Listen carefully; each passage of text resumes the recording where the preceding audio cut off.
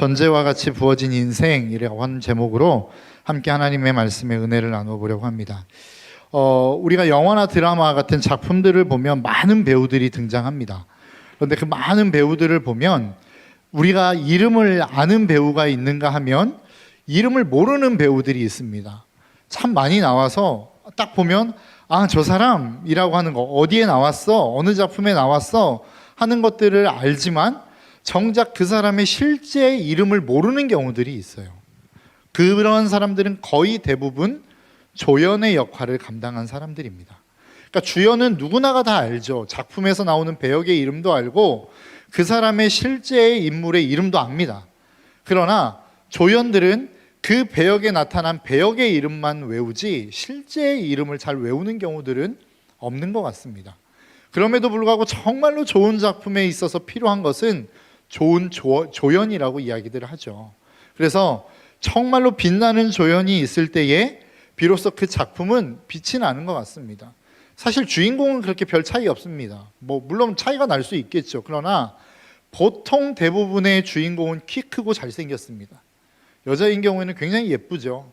그러니까 주인공의 입장에서는 별 차이가 없어요. 거의 대부분의 차이는 조연급에서 많이 나는 것 같습니다.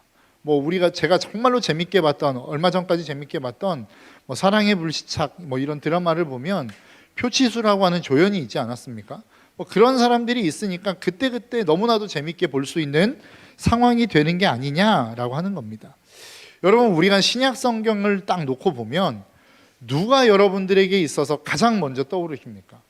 신약 성경의 인물, 예수 그리스도를 제외한 나머지 누군가 이렇게 딱 떠올려 보라고 이야기할 때 여러분들에게 있어서 가장 먼저 떠올려지는 신약 성경의 인물은 누구입니까? 어떤 사람들은 베드로요, 가룟 유다요 이렇게 이야기할 수도 있겠지만 많은 사람들이 아마 사도 바울을 떠올릴 겁니다. 왜냐하면 사도 바울이 이루어 놓은 업적은 정말 대단한 것이었기 때문에 그렇습니다. 사도 바울은 유럽 복음화의 기초를 놓은 사람입니다. 어떤 신학자는 뭐라고까지 이야기했냐면 사도 바울을 싣고 가는 배는 유럽을 싣고 가는 배였다라고 이야기를 합니다. 그러니까 그 사도 바울의 손 안에 유럽의 구원이 달려 있었다라고 하는 이야기를 지금 하고 있는 거라고요. 그러니까 우리는 보통 신약에 있어서의 주인공 하면 사도 바울을 꼽고 사도 바울을 떠올리는 경우들이 많다라는 겁니다.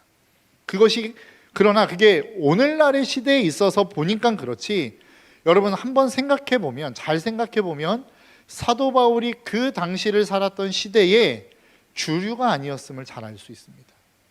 그러니까 우리가 생각했을 때 그래 사도 바울 가는 곳마다 막 기적을 일으키고 복음을 전하면 사람들이 막 구원을 받고 이런 것들을 생각하지 않습니까? 그러나 사실 사도 바울은 저 변방에 있는 잘 알아주지 못하는 한 전도자 중에 한 사람 정도로 그 당시에는 취급받았을 가능성이 높다라는 겁니다. 왜 그렇죠? 첫 번째는 그는 예루살렘에서 사역하지 않았습니다. 그러니까 그 초대교회에 있어서 최고의 부흥기라고 이야기할 수 있는 예루살렘, 그 예루살렘에서 베드로의 설교 한 번에 3,000명, 5,000명이 회개하고 돌아왔지 않습니까? 그리고 수많은 사람들이 하나님을 칭송하며 믿는 자들이 더 많아졌다는 거예요. 그러니까 엄청난 부흥기의 중심에는 어디였냐면 예루살렘이었습니다. 근데 그 예루살렘에서 사도 바울은 사역하지 않았어요. 하나님을 아무도 모르는 곳, 헬라, 늘 그렇게 헬라의 지식과 철학이 관영했던, 충만히 임했던 그 땅에서 복음을 전하는 복음 사역자가 바로 사도 바울이었습니다. 그러니까 예수님 믿니? 라고 물어보면 너는 뭐야? 예수가 뭔데? 이러는 지역에서 사역을 했던 사람이라는 거예요. 그러니까 그가 복음을 전해서 구원받는 사람 외에 다른 사람들에게 섬김을 받거나 엄청나게 큰 대우를 받는 지역에서 사는 사람이 아니었다는 거예요. 오늘날로 이야기하면 막 대형교회 가서 저 목사입니다 그러면 목사님이세요? 이런 분위기가 아니었다는 거예요. 저 전도자입니다 그러면 전도자가 뭔데? 이러는 지역에서 복음을 전했던 게 사도 바울이었습니다. 또 한 가지, 그가 주류가 아니었다는 것을 알 수 있는 게 무엇이냐면 그는 어디를 가든 동족에게 핍박을 받는 사람이었습니다. 고린도후서 11장 26절과 27절에 보니까 이렇게 이야기해요. 자주 여행하는 동안에는 강물의 위험과 강도의 위험과 동족의 위험과 이방 사람의 위험과 도시의 위험과 광야의 위험과 바다의 위험과 거짓 형제의 위험을 당하였습니다. 여러분, 지금 사도 바울은 어딘 나라 사람이죠? 유다 사람입니다. 이스라엘 사람입니다. 그러니까 자신의 동족에게 핍박을 받았다는 것은 누구에게 핍박을 받았다는 거예요? 유대인들에게 핍박을 받았다는 겁니다. 여러분 한번 생각해 보십시오. 내가 그 지역에 있어서 주류인데 그 주류로 다스리고 있는 나라 사람들에게 핍박을 받는 경우가 있습니까? 없어요. 그런 경우는 찾아볼 수가 없습니다. 그러니까 그는 이방에서도 비주류의 삶을 살았고 그가 함께하고 있는 그 나라 민족의 사람들에게도 비주류의 인생을 살았던 사람이 바로 바울이었다라는 것입니다. 그리고 바울 역시도 그것을 인정하는 이야기를 합니다. 오늘 본문에 6절을 보니까 이렇게 말씀하고 있어요. 나는 이미 부어드리는 제물로 피를 흘릴 때가 되었고 세상을 떠날 때가 되었습니다. 이 이야기를 개역개정의 성경으로 보니까 뭐라고 이야기하냐면 전제와 같이 내가 벌써 부어지고 나의 떠날 시각이 가까웠도다라고 이야기해요. 그러니까 사도 바울이 자기 자신을 제사에 비유하고 있는데 어떤 제사에 비유하고 있냐면 전제라고 하는 제사에 자신을 비유하고 있다라는 겁니다. 여러분 우리가 제사하면 막 골치 아프죠. 막 제사의 종류도 많은 것 같고 방법도 많은 것 같아요. 그러니까 지금은 뭐 제사를 살펴보는 시간이 아니기 때문에 전제를 위해서 제사의 종류를 한번 잠깐 살펴보자면 제사를 드리는 목적, 그러니까 내가 하나님과 화목하기 위함이냐, 죄를 용서받기 위함이냐, 아니면 하나님의 진노를 그치게 하기 위함이냐, 뭐 이런 목적이 있지 않습니까? 목적을 위해서 드리는 제사가 5종류예요. 우리가 잘 아는 것처럼 번제, 소제, 화목제, 속죄제, 속건제입니다. 그와 함께 그 제사를 드리는 데 있어서 방법이 있을 거 아닙니까? 그럼 어떤 방식으로 제사를 드려야 되는데 라고 이야기할 때 제사를 드리는 방법에 의해서 4가지로 분류가 됩니다. 화제, 요제, 거제, 그 다음에 오늘 본문에 나오는 전제입니다. 화제는 뭐예요? 여러분들이 잘 아는 것처럼 불태워 드리는 제사입니다. 제물을 잡아서 불로 그 모든 것들을 다 태우는 거예요. 그 다음에 거제와 요제는 뭐냐면 보통 우리가 제사를 화제로 드릴 때에는 불을 태우죠. 근데 번제나 그 속죄제 같은 죄를 사하는 제사는 아예 통째로 다 태워서 드립니다. 그런데 화목제 같은 경우에는 제사장이나 함께 제물을 드리는 이웃 백성들과 함께 나눌 수 있는 몫이 있어요. 함께 나눌 수 있는 고기의 분량이 있다고요. 그런 것들은 어떻게 드리냐면 뭐 이렇게 흔들어서 드리기도 하고 하나님 앞에 높이 올려드려서 거제라고 하는 거제로 드리기도 합니다. 그게 요제와 거제거든요. 그럼 도대체 전제는 뭐냐라고 했었을 때 전제는 보통 불태워 드리는 화제와 함께 드리는 방식이 전제입니다. 여러분 고기 구워 보셔서 아죠. 이렇게 숯에 의해서 고기를 막 굽다 보면 이렇게 숯불이 점점 사그러드는 때가 있어요. 그러니까 제사를 화제를 드릴 때도 동일합니다. 불을 딱 태워서 화제를 드리기 시작하면 재물이 막 타다가 불이 사그러질 때가 있어요. 불이 사그러진 채로 그냥 두면 어떻게 돼요? 그 재물이 완전하게 태워지지 않겠죠. 그때 드리는 제사가 전제입니다. 포도주나 독주를 부어서 그 재물이 완전히 태워질 수 있도록 드리는 그 제사를 돕는 게 전제였다는 거예요. 그러니까 사도 바울은 지금 자기 자신을 뭐라고 이야기하냐면 나는 전제와 같은 존재다라고 이야기하고 있는 거예요. 왜 사도 바울이 자기 스스로를 전제라고 이야기했을까요? 앞에서도 말씀드린 것처럼 사도 바울은 자기 스스로를 주류라고 생각할 수 있는 상황에서 사역한 게 아니었어요. 그러니까 우리가 보통 알고 있는 제사의 방법의 주류의 방법은 뭐예요? 화제, 요제, 거제입니다. 그러니까 가장 기본적인 제사예요. 근데 전제는 뭐예요? 화제가 없이는 함께 드릴 수 없는 제사가 전제입니다. 그러니까 비주류의 제사와 같은 게 전제와 같은 제사라는 거예요. 그랬을 것이고 또 한 가지는 뭐냐면 사도 바울이 사역했을 당시에 그 시대의 배경을 여러분 한번 생각해 보십시오. 어떤 배경이었을까요? 수많은 박해가 있었습니다. 예수 믿는 사람을 잡아다가 죽이고 그 사람을 핍박하고 죽이는 것으로 성이 차지 않아서 그 자녀들을 데려다가 온갖 고문과 처참한 방식으로 죽이는 것이 사도 바울이 사역했을 당시에 기독교인들의 모습이었다는 거예요. 그러면 여러분 어떤 상황들이 벌어지겠습니까? 많은 사람들이 그 핍박과 박해를 피해서 배교를 하기 시작하는 거예요. 딱 잡혀가서 너 예수 안 믿는다라고 이야기하면 내가 살려줄게. 이 한마디에 고난과 핍박과 어려움이 싫어서 배교하는 사람들이 수없이 많이 나오는 때였다고요. 그런데 자기만 배교하면 괜찮을 텐데 배교하면서 무엇을 요구하냐면 네가 진짜 배교한 게 맞다면 너와 함께 신앙생활했던 사람이 누구인지 이야기해. 이런 상황이 된 거예요. 그러면 내가 영문도 모르고 잡혀가는 거예요. 그래서 잡혀가서 보니까 저 사람이 나를 고발한 겁니다. 이런 상황이 발생하다 보니까 초대교회가 완전히 풍비박산이 나버린 거예요. 깨질 대로 깨어져 버리고 교회가 뿔뿔이 흩어지기 시작했습니다.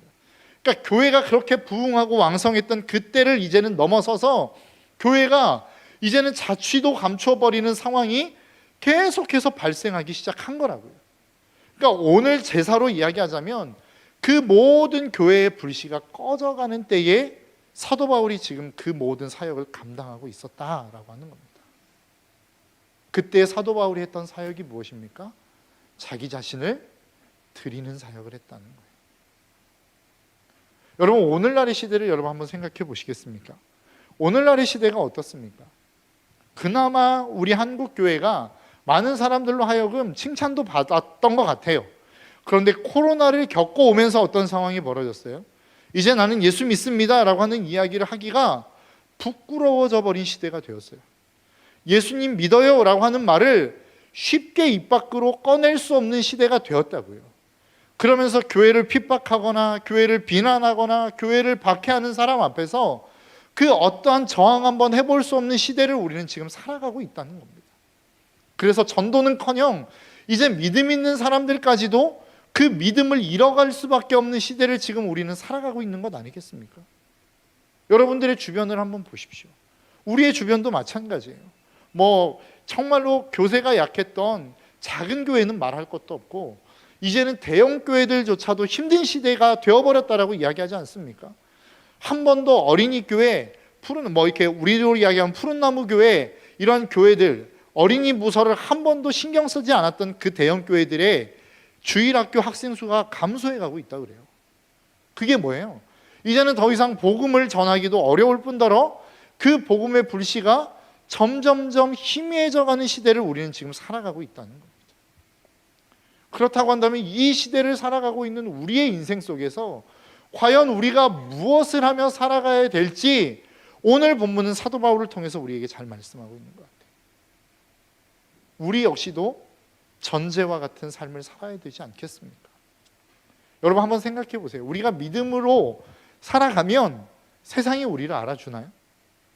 내가 믿음을 잘 지키고 하나님 앞에서 거룩한 삶을 살고 정의로운 삶을 살고 누구보다도 더 도덕적인 삶을 살면 사람들이 우리의 삶을 칭찬해 주던가요?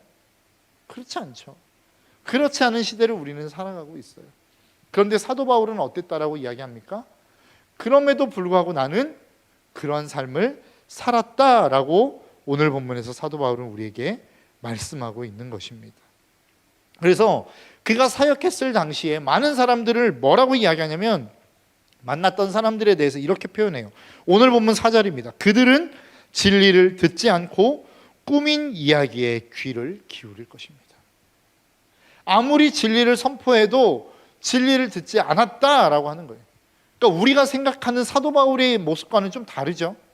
굉장히 큰 기적을 보이고 손수건만 얹어도 막 고침을 받는 이런 엄청난 기적을 행했던 사도 바울을 우리는 생각하는데 정작 사도 바울은 자기 스스로의 사역을 되돌아보며 뭐라고 이야기하냐면 내가 진리를 전했는데 받아들이지 않는 사람이 훨씬 더 많았다라고 이야기하고 있는 거예요. 그런 상황 속에서 우리는 살아가고 있고 그런 상황이기에 우리는 전도하기를 그치는 시대를 우리는 살아가고 있다라는 거죠. 그런데 사도 바울은 뭐라고 이야기합니까? 그럼에도 불구하고 나는 그 일들을 감당했다는 거예요. 오늘 본문 2절입니다. 그대들은 말씀을 선포하십시오. 기회가 좋든지 나쁘든지 꾸준하게 힘쓰십시오. 끝까지 참고 가르치면서 책망하고 경계하고 권면하십시오. 사도 바울이 복음의 불씨가 꺼져가고 있는 그 교회들을 향하여 끊임없이 독려하고 있는 거예요. 끊임없이 이야기하고 있는 거예요. 끊임없이 권면하고 있는 거예요. 야, 교회의 본질이 무엇인지 아냐? 교회의 본질대로 살아가자. 교회의 본질은 하나님의 복음을 전하고 죽어가는 영혼들을 살리는 것이 교회의 본질이야. 나는 지금 이 사명을 감당하고 있어. 그래서 나는 주류로 살아가지도 않고 무엇인가 굉장한 화려한 삶도 아니지만 나는 나에게 주어진 이 사명을 감당하고 있는 거야 라고 이야기하고 있는 거라고요. 누구에게요? 디모데에게. 그의 아들과 같은 자, 정말로 그가 영적으로 낳은 아들과 같은 자에게 지금 이 권면의 말씀을 전하고 있는 거라고요. 저는 오늘 본문을 통해서 하나님이 하나님의 자녀인 저와 여러분들을 향하여 간절하게 호소하고 있는 내용이 바로 이 본문의 말씀이라고 생각합니다. 전도하기 힘든 시대, 내 믿음 하나 지키기 힘든 이 시대 속에서 하나님이 우리에게 오늘 우리를 통하여, 이 말씀을 통하여 도전하고 있는 게 무엇입니까? 야, 네 인생 힘들다라고 이야기하지, 전도하기 힘들다라고 이야기하지, 그러나 전제와 같이 그렇게 식어져가고 꺼져가고 있는 한국교회에게 네가 전제와 같은 존재가 되었으면 좋겠어. 다시 이 땅 가운데 그 제사가 맞춰질 수 있도록, 그 제물이 끝까지 불타서 하나님이 기뻐 받으시는 제사가 되어질 수 있도록 네가 너의 삶을 그렇게 드렸으면 좋겠어라고 하나님이 바울을 통하여 저와 여러분들에게 오늘 도전하는 말씀이 아닌가 싶습니다. 여러분, 사도 바울이 사역하면서 어려움이 없었을까요? 사도 바울이 사역하는 그 모든 사역의 현장에서 만났던 사람은 그를 정말로 목숨 걸고 따르는 사람들만 있었을까요? 그렇지 않습니다. 그의 인생에도 힘들고 어려운 사람들이 있었고 그토록 힘쓰고 애쓰며 그 모든 에너지를 쏟아 부었지만 사도 바울을 떠나고 하나님을 떠난 사람들이 있었어요. 그것을 디모데후서 4장 10절과 11절에서는 이렇게 이야기합니다.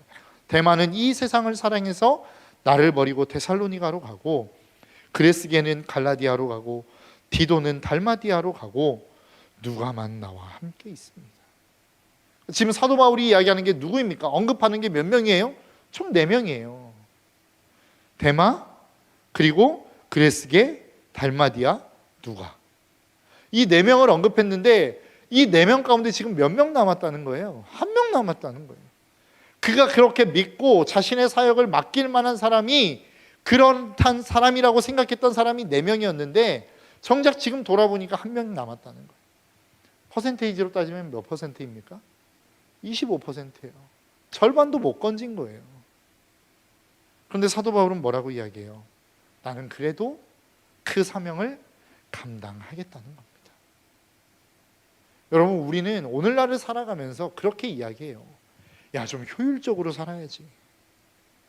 야, 좀 무엇인가를 하면 효율성 있는 삶을 살아야 되지 않겠어? 전도에서 100% 가운데 25% 걷는데, 추수하는데, 야, 그게 무슨 효율적이냐? 이런 이야기들을 우리는 할 수 있을지 모르겠습니다. 그러나 성경은 우리에게 무엇이라고 이야기합니까? 그래도 해야 된다는 거예요.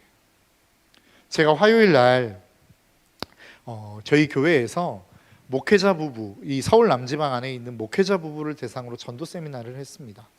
그 전도 세미나를 이렇게 들으면서 사실 저에게는 굉장히 큰 충격이었고 엄청난 도전의 시간이 되었던 것 같아요. 정말로 내가 잊어버리고 있었던, 사역자라고 이야기하지만 정말로 내가 잊고 살았던 교회의 본질, 내가 해야 될 일, 내가 정말로 집중해서 해야 될 일을 내가 진짜 하지 않고 있구나라고 하는 생각을 하게 되었습니다. 여러분, 교회의 존재의 이유가 무엇인가요? 하나님이 저와 여러분들을 왜 부르셨을까요? 우리가 그냥 잘 모여서 하나님이 주시는 은혜와 축복으로 우리의 삶을 좀 편안하게, 평탄하게 잘 먹고 잘 살라고 우리를 부르신 게 아니더라는 거죠. 하나님이 우리를 부르신 이유는 하나입니다. 이 땅 가운데 잃어버린 영혼을 건지라고 우리를 부르신 거예요. 언젠가도 여러분들에게 한번 말씀드렸던 것 같아요. 그리스도인에게 있어서 가장 큰 축복이 뭘까요?